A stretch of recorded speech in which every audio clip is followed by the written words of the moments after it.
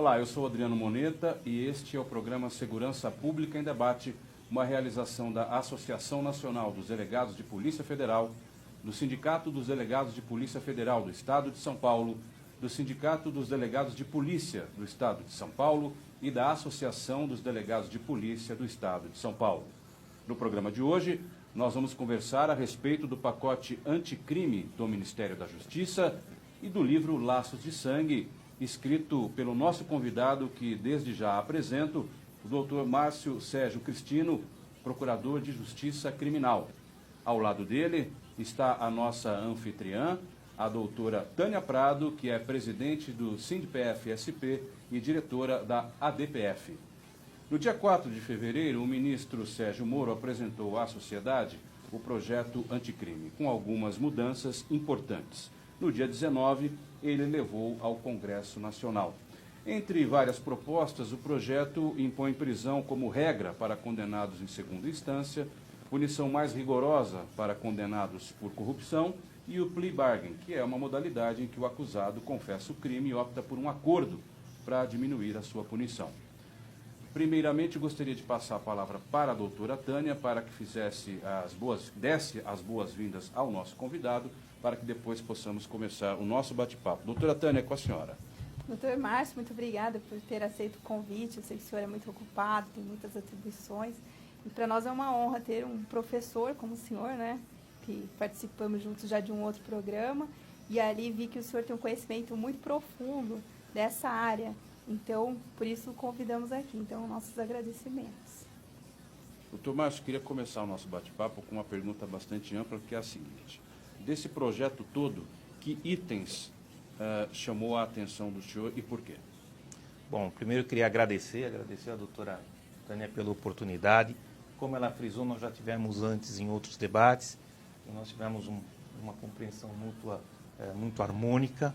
Então é realmente um prazer também poder me dirigir ao público especial, os sindicatos, os delegados de polícia, pessoas a quem eu muito estimo, então só tenho a agradecer. Eu realmente gostaria de destacar nesse projeto duas coisas que eu vejo essenciais e que são muito impactantes, embora não tão midiáticas. A primeira questão que eu vejo como até revolucionária é a possibilidade do juiz determinar um cumprimento de pena em regime inicial antes do condenado ter condições da progressão. Então, além dos critérios de progressão, que hoje é um sexto de pena, e todos consideram que isso realmente é ínfimo, é uma quantidade muito pequena, nós vamos ter o juiz podendo usar essa flexibilização.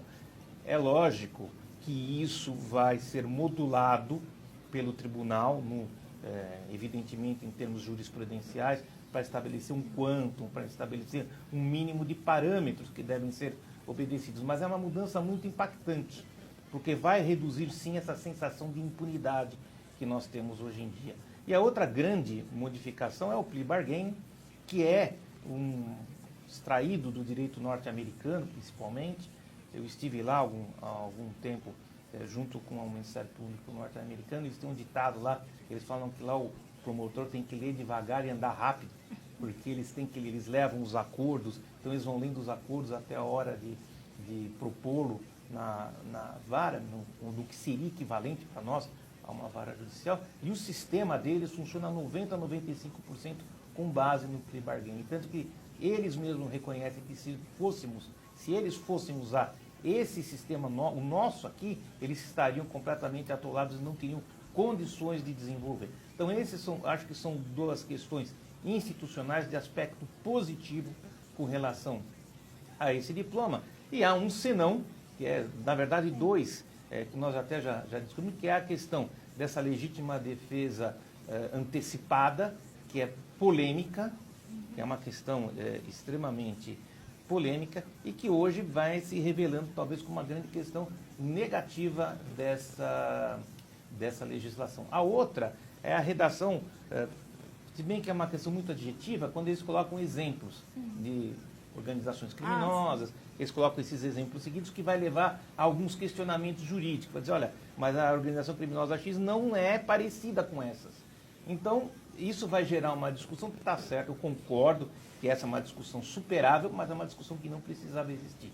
Eu acho, ao meu ver, são esses os pontos principais. E naquela questão da legítima defesa, né? Queria que o senhor falasse um pouco, esmiuçasse a parte que está problemática ali do policial, naqueles segundos que tem para decidir se vai ou não alvejar aquela pessoa que está confrontando a autoridade dele. Quais as brechas ali que ficaram, quais coisas não estão muito técnicas naquele texto, na sua visão? Vamos dizer o seguinte, o policial que se vê ameaçado, se vê numa situação de fato, não há discussão quanto à possibilidade de ele exercer o papel preponderante do exercício da violência também. É a violência justificada, é o exercício regular de direitos. Isso não está em questão. Então, toda vez que um policial se sentir ameaçado, porque há o início de uma execução, porque existe uma aproximação fática, ele tem razões para ver a ação está se iniciando, está prestes a iniciar, ele vai poder usar do exercício regular de direito. O problema é que a locução que está lá, ela prevê a prevenção a um fato que ainda não aconteceu. É a prevenção à iminência. Ou seja, não é iminente. A pessoa não está em nenhuma situação de agressão, a pessoa não iniciou nenhuma ação. Não apontou arma, não fez nada. A pessoa está lá, ela pode reagir como pode não reagir. É uma mera expectativa. Na expectativa, ele poderia antecipar. Só que essa antecipação seria feita... E nesse caso, aí eu vou frisar que a doutora falou, tem poucos segundos nessa ação. Não é nem uma questão de poucos segundos, porque ele nem sabe se vai acontecer ainda. Pode ser que ele olhe... A questão mais polêmica é a questão do sniper. Sim, né? A questão do sniper, porque isso foi moldado nessa questão. Então, o sniper está longe, o indivíduo está lá longe, uma arma em porte ostensivo, e o sniper está aqui olhando e fala, vou matar, vou atirar no indivíduo porque ele está portando uma arma. Ora, isso já é sério, porque você não sabe se ele vai usar a arma, se ele não vai usar a arma. Pode ser que sim, mas pode ser que não. Eu já tive N casos em que, mesmo tendo fuzis, a pessoa, o guarda, que seria entre aspas, o traficante, fugiu. Foi um caso que aconteceu a prisão do traficante, um grande traficante de São Paulo, o Capuava, que ele tinha como se fosse uma guarita, onde os indivíduos ficavam com fuzis. Quando a polícia foi chegando, eles olharam a polícia e fugiram. Então, não haveria essa necessidade de executar a ação sem que nenhum tipo de iniciativa tenha acontecido. É a total antecipação de uma ação, e isso é muito perigoso. Eu falo assim, olha, isso vai comparar um nada com qualquer coisa, porque a pessoa está lá, não fez nada, e pode passar pelo policial qualquer coisa na mente dele. Agora, vamos dizer assim, mas o indivíduo está lá porque ele está armado, então se ele está lá e está armado, ele tem que ser preso. Ele tem que ser preso. Isso que eu já comentei, e eu insisto nessa tese, que no Rio de Janeiro, por exemplo, nesse contexto, falta polícia e sobra milícia. Por quê? A polícia, executando a sua função, deveria ir lá e prender o indivíduo que está cometendo um crime de porte de arma de fogo de uso ilícito. A polícia não vai lá. Bom, se a polícia não vai lá, é um outro problema. Essa é uma questão fática, não é uma questão jurídica. E esse tipo de questão, essa antecipação sem ação, é muito perigosa, porque você não tem como definir como isso vai acontecer. Realmente deixa brechas, talvez o sistema atual não esteja ruim, né? A forma como a legítima defesa está prevista no nosso Código Penal. Parece que teria inspiração no modelo italiano, talvez. Sim, no Código Penal, de Processo Penal italiano, que aliás foi feito por um jurista Rocco, que foi um dos seguidores de Mussolini, aliás, ele foi promulgado, ele prevê o uso extraordinário da força. Ele prevê isso, só que ele prevê essa ação e ele coloca em quais crimes isso seria possível. Desastre ferroviário, crimes coletivos de grande multa, sequestro e outras coisas. Ele prevê isso. Nós estamos indo além, porque a nossa lei é aberta, ela diz assim, olha, se você imaginar qualquer tipo de ação possível, você pode ir lá e executar. E isso é ruim para o próprio policial. Eu vou frisar uma coisa, que em nenhum momento nós estamos questionando a eficiência ou a situação do policial que enfrenta alguma coisa. Quando ele enfrenta alguma situação concreta, em um nível mínimo de o que está na iminência, que a iminência é esse conceito do que está prestes a acontecer, não há dúvida, é exercício regular do direito. a ação legítima dele em reagir. É até um dever dele. Perdão, é o estrito cumprimento do dever legal. Não é legítimo, é o estrito cumprimento do dever legal. Então ele tem essa possibilidade de reagir. O que se contesta é quando não houver nenhum elemento que diga nessa retroação. Então, nesse caso, como que a gente poderia falar em estrito cumprimento do dever legal? Isso é uma coisa que nem na Itália fascista era feito. Até na Alemanha, inclusive na mesma época, havia necessidade de você ter um contraponto. Então, talvez a legislação tenha ido um pouco além do que aquilo que realmente se pretendia. E aí já se torna alvo de críticas, e até a gente que tem uma visão favorável a essas medidas, né, anticorrupção, anticrime, a gente fica até preocupado pensando se certas coisas que são exageradas acabem travando os 3 projetos como um todo, né? E o desejável é que esses projetos caminhem bem, com celeridade, mas a discussão ela tem que acontecer, realmente vai acontecer justamente nesses pontos fracos do projeto, né? O senhor também, eu imagino que viu ali vários pontos positivos, mas que pode ser que esses assuntos prejudiquem, né, o andamento. Exatamente. Eu vejo no projeto, ele praticamente um projeto imensamente positivo. Ele é um projeto positivo. Né? Você tem pontos que você pode, mas são poucos.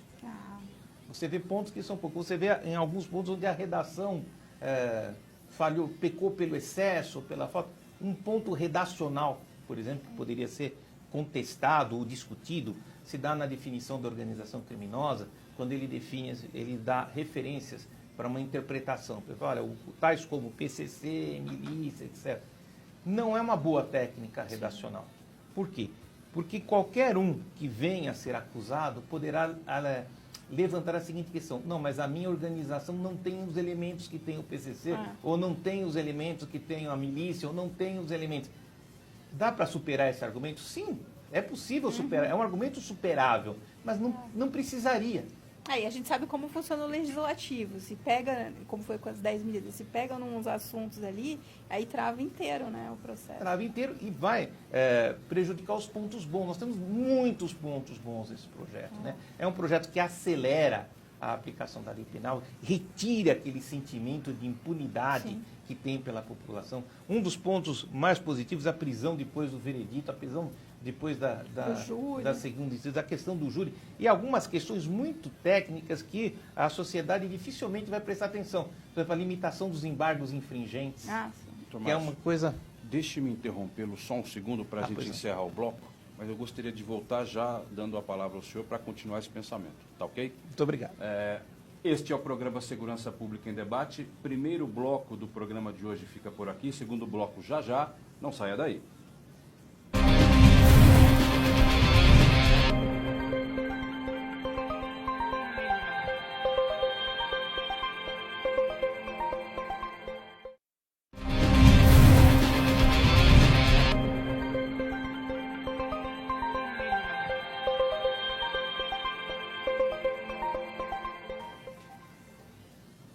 Programa Segurança Pública em Debate, segundo bloco do programa de hoje, em que estamos conversando a respeito do pacote anticrime do Ministério da Justiça e vamos falar também um pouco sobre o livro Laços de Sangue, que é escrito pelo nosso convidado de hoje, o doutor Márcio Sérgio Cristino, que é procurador de Justiça Criminal. Temos também conosco nossa anfitriã, a doutora Tânia Prado, diretora da ADPF São Paulo e presidente do SINDPF-SP.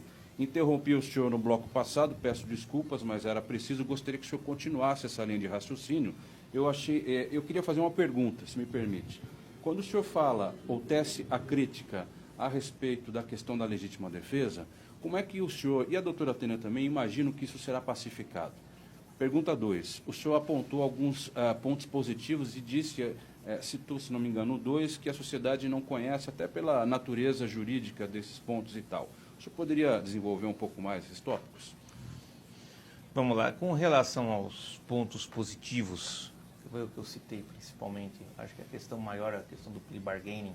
Né? O plea bargaining é essa questão que o Ministério Público e até a polícia, em certas modalidades, ela pode propor um acordo e esse acordo, se aceito pelo réu, evita o processo. Né? Hoje em dia nós temos um posicionamento completamente contrário na legislação. Hoje em dia você tem que processar desde o ladrão de galinha até o crime organizado, todos da mesma maneira, todos da mesma formalidade, todos com o mesmo processo. Realmente nós temos a juizado especial criminal, mas mesmo assim é um juizado especial criminal, você tem uma formalidade, ou seja, de todas as maneiras, seja qual for o posicionamento que você adote, nós temos essa necessidade de ter um sistema desse tipo. Esse plea bargaining evita isso, ele faz com que, admitindo a condenação e concordando com uma pena, você não tenha o processo. E você não tendo o processo, você economiza o sistema. Não é só uma economia de cunho patrimonial financeiro, não é isso, mas é uma economia, digamos assim, estatal. E é uma medida que tende a uma eficiência muito grande. Por quê? Geralmente o indivíduo sabe ou percebe aquilo que pode ocorrer e se torna mais vantajoso para ele, de qualquer forma, fazer um acordo. E o juiz ele está participando, né, nessa proposta. O juiz ele participa do momento decisório. Não é uma coisa como acho que em outros países que é o Ministério Público apenas, né, que faz o acordo. Não, geralmente, mesmo nos Estados Unidos, o juiz faz a homologação do acordo ou não. Existe algum determinado regramento. É que o sistema norte-americano é muito diferente do nosso, porque ele usa a common law. Ou seja, você não tem a legislação, você tem uma coletânea, uma sucessão de jurisprudências que regem o tema. Mas a presença do juiz e da defensoria ou do advogado de defesa é essencial. Por quê? Para isso não dar margem a abusos. É claro que na própria legislação você vê parâmetros pelos quais o acordo tem que ser submetido. É óbvio que uma pessoa não pode concordar, ou mesmo que concorde, não se pode aceitar um acordo onde ela seja penada mais duramente do que seria, ou sofra mais do que deveria sofrer. Uma multa desproporcional. Uma desproporcional. Isso não pode existir, mesmo que a pessoa concorde com isso. Então, o juiz está nessa figura como um garantidor de que este acordo será, sim, mais valioso, digamos, mais vantajoso para a pessoa que está fazendo um acordo, para que não haja esse descompasso. E o advogado de defesa ou a defensoria pública é obrigatoriamente uma parte interveniente para que o réu não se sinta desprotegido ou isolado. Sim. Então você tem essa necessidade do contraditório na fase de acordo. Isso serve para quê? Para limitar exatamente essas possibilidades, que é uma grande crítica que se faz nos Estados Unidos. Ou seja, que esses acordos às vezes são tão severos que eles acabam, digamos assim, refletindo uma situação fantasiosa, mas é uma perspectiva com relação a problemas que eles têm lá. Para nós aqui é completamente diferente. É que pode acabar, já vi também essa crítica, acabar encarcerando mais gente do que nós já temos. Por exemplo, se o sujeito aceitar 2 anos de pena ao invés de 4 anos, né, que seria antes de processo coeso normalmente, e aí falam que isso aumentou a população carcerária. Só que normalmente é uma medida para desencarcerar, né, porque encontra meios alternativos também de cumprimento da pena, indenizar a vítima e tal. Eu sei que é uma questão também que nós delegados falamos bastante, que poderia também ser pensado assim, que na fase de inquérito, geralmente o inquérito dura 1 ano, né, em média, 1 ano, às vezes um pouco mais, mas que não fosse interrompido o inquérito com a proposta do acordo penal, que esperasse o inquérito terminar, mas claro, dentro de um prazo razoável, e a partir dali, daquilo que foi apurado, aí sim começar essa fase da negociação com o ora investigado, né, quase réu ali. Então, seria também, de repente, uma garantia para que também uma pessoa, às vezes, não se visse numa situação de assumir algo que não tinha nem lastro ali, não tinha uma prova, ou às vezes ele está querendo cobrir outra pessoa e ganhou dinheiro para assumir aquela responsabilidade. Então, seria uma forma, de repente, de colocar um inquérito, né, nesse contexto. Eu acho que até algo pode ser pensado, né, para ter um timing, assim, para não haver logo no primeiro minuto o acordo, talvez. O modelo, que é o modelo americano, o modelo teórico, ele prevê o acordo apenas com o encerramento das investigações. Assim, você só pode acordar aquilo que já está determinado. Então, assim, se você tem o fato com todas as suas circunstâncias já esclarecidas, aí você pode fazer o acordo. Você não pode fazer o acordo de uma coisa que ainda não está definida. Então, assim, eu acho que é um pressuposto lógico do acordo que o fato esteja esclarecido. Ou que, com o advento da confissão, o que faltava para ser esclarecido seja efetivamente esclarecido. E aí você vai ter que comparar um inquérito com uma confissão. Eu não vejo muita possibilidade em realizar um acordo sem que você tenha um inquérito, você tenha o fato hoje esclarecido. Até porque a pessoa pode falar o que quiser. Exatamente. Ela pode dizer X, Y, você precisa aferir se aquilo que ela está falando é verdade ou não. Como a doutora bem falou, pode estar encobrindo uma outra pessoa, pode estar evitando uma investigação sobre um fato mais grave, Sim. que seja depois. Ou seja, a possibilidade do acordo somente seria viável, possível, quando o fato já estiver esclarecido. É exaurida ali a investigação. Olha, a Polícia Federal, a Civil, chegou assim, olha, o fato é tal, nós apuramos isso desta maneira. E aí o Ministério Público fala, não, então não vou propor assim, não vou propor assado, vai ser dessa forma ou de outra forma. Mas sem a apuração do fato em todos os seus aspectos, você não tem como fazer uma proposta, não dá para fazer uma proposta sobre o que você não sabe. Fica frágil. Né? Nós temos aí 5 minutos ainda de programa. Eu gostaria, se fosse possível, de forma muito resumida, que vocês respondessem aquela primeira pergunta. Como é que vocês acham que isso vai ser resolvido, essa polêmica aí em torno da legítima defesa? Vocês veem alguma saída?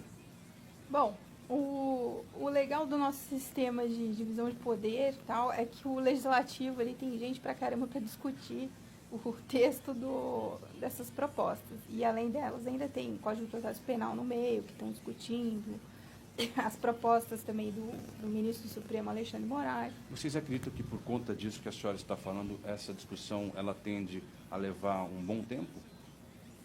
Isso, então, que a gente percebe que há uma intenção em dar uma celeridade, né? Isso a gente vê de vários operadores do direito que pensam realmente em imprimir um ritmo que não aconteça como o projeto de Código de Processo Penal, que está há 10 anos, mais ou menos. Então, precisa ser tratado como merece, porque a violência, o crime está solto aí. De forma geral, conforme o doutor disse e a senhora também imagino que concorde, é um bom projeto e já é um início de um processo de realmente combate à criminalidade. É um grande passo. E a gente podia aproveitar e também falar da obra do senhor, né, que vai se tornar, o livro que vai se tornar um seriado, como que é, doutor? Que tem tudo a ver também, né, com o crime, o combate ao crime. Deixa eu apresentar para quem está ligando agora o programa, o doutor Márcio Cristino escreveu Laços de Sangue, um livro sobre o PCC. A bola está com o senhor agora. Obrigado. Conte-nos a respeito dessa obra. Antes, eu só queria abordar só rapidamente a questão da doutora. Pois não. Eu penso que esse projeto não vai se travar no Congresso. Por quê?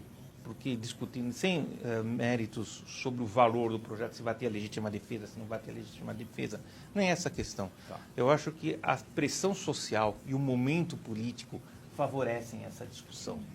Porque há um movimento pendular que começou desde a época da redemocratização, um pensamento mais liberal, que agora está contrabalançado e esse pêndulo agora volta para uma posição de centro, mais conservadora. Nós temos que ter cuidado, sim, para ele não ir para uma situação, para um sentido mais radical, mas eu penso que realmente esse projeto vai ter o andamento que se espera. E o livro, ele é fruto de uma vivência, né? Eu trabalhei com isso com o primeiro Comando Capital desde 99. O senhor trabalha com isso desde 99? Desde 99. E desde antes da mega rebelião. Eu tive uma vivência muito grande, inclusive um certo contato com todas essas lideranças naquela época. Fui o autor da denúncia, da audiência, do processo que culminou no julgamento das lideranças como por formação de banda de quadrilha, que na época não tinha lei de crime organizado, era tudo muito diferente, né? O celular estava no início. E aí acabaram por ser condenados por formação de banda de quadrilha unicamente por serem líderes do primeiro Comando da Capital. Então eu conto essa vivência, eu conto realmente a maneira como isso surgiu, a maneira como eles atuam, que é muito diferente do que aquilo que se costuma alardear na imprensa. É uma questão muito diferente. O quão diferente é, doutor? O quão diferente é que existe uma referência muito grande ao 31 de agosto, que é o dia que eles teriam sido fundados numa rebelião em Taubaté, um dia que eles teriam se reunido ali para para fundar, que na verdade foi um plano de homicídio, eles foram matar dois adversos, e naquele momento é marcado como a fundação do PC. Não foi. Na verdade, ele já existia antes. Aquele movimento, aquela ação, na verdade, foi apenas uma certidão de nascimento. Foi ali que eles se mostraram de uma maneira muito mais evidente para a sociedade aquilo que eles existiram. Essa ação que se seguiu a uma rebelião. Mas eles já estavam atuando nisso muito tempo antes. Né? Então, isso foi mapeado, isso foi explicado a origem de cada um e as razões daqueles que planejaram, idealizaram a questão do primeiro comando da capital, que ele foi planejado de uma maneira e hoje é completamente diferente daquilo que estava na cabeça dos seus fundadores. A doutora Tânia mencionou que esse livro do senhor vai para uma obra audiovisual, é isso? É isso. Nós estamos em tratativas iniciais. Eu acho que se frutificar, ele deve se transformar numa minissérie ou num filme, ou talvez num documentário. Isso. Eu sugiro uma coisa aqui no ar, até para que os telespectadores saibam. A gente podia gravar um outro programa, uma próxima oportunidade, sobre o livro. Que eu acho que tem um programa inteiro para falar sobre isso. Infelizmente, a gente usou só 3 minutos, muito pouco. Não, eu estou sempre à disposição, doutora Tânia. Sempre à disposição da doutora. Eu queria agradecer a presença do senhor, doutor Márcio Sérgio Cristino, procurador de Justiça Criminal. Agradecer a presença da doutora Tânia Prado, como nossa anfitriã, presidente do SINDPF-SP e diretora da ADPF. Este foi o programa Segurança Pública em Debate. Hoje falamos sobre o pacote anticrime do Ministério da Justiça e demos uma pitadinha também sobre o livro do doutor Márcio, Laços de Sangue. A você que nos acompanhou até aqui, o meu muito obrigado e até a próxima.